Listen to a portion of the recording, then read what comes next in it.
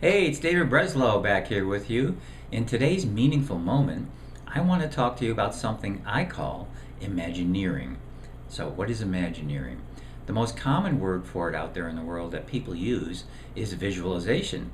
Athletes are taught to visualize. People that are not athletes are taught to visualize. All the major gurus and the personal development teachers out there in the world, excuse me, are teaching visualization. And of course, it's hugely important. In my opinion, it is the strongest, most potent single weapon every human being has to create their environment and their world. But I want you to see the subtle distinction today. I'm talking about becoming an Imagineer. So, what's the difference? When people talk about visualization, the majority of people I talk to say they don't do it that well. They can't see the picture, or the picture's not as clear as they want it to be, or it seems to have that little restriction to it, and I'm not really quite sure why that's true. But when you think about imagining, all of a sudden everything opens up because you can imagine anything. For example, visualize yourself walking into a room, being very confident, and having people look at you and responding to you and noticing you as you walk in the room because you're a person of confidence, giving off a really high positive energy. Try to visualize that for a moment. Now, use imagination. Imagine yourself walking into a room, having people look at you and responding to you. Imagine yourself moving comfortably as a confident person, feeling great in your own skin. Imagine how you feel as you do that.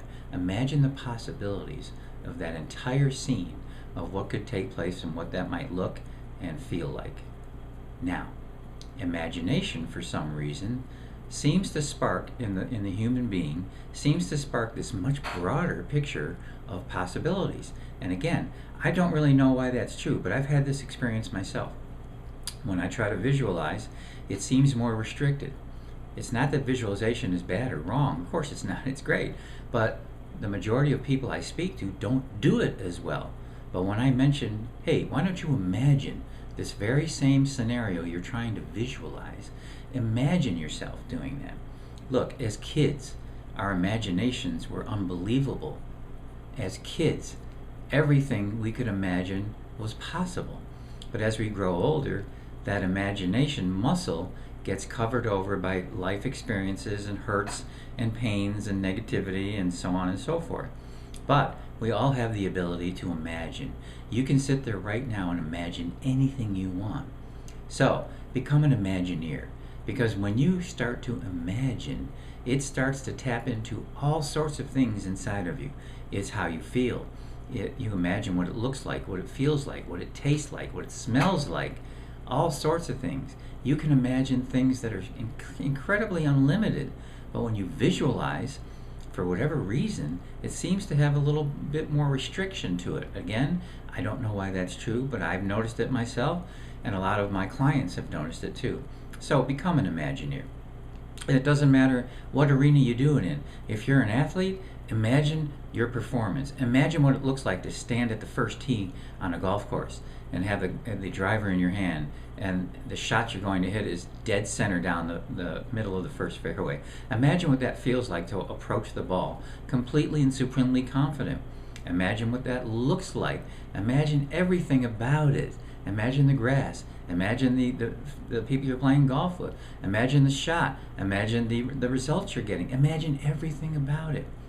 Visualizing it seems a little bit more restricted, and I'll say it again. I'm not quite sure why that happens, but it just feels that way. So become an Imagineer and notice the difference, that what it feels like, that when you can start to imagine everything you want in your life. So Dave Breslow, glad to be with you. Become an Imagineer today, and I'll see you next time.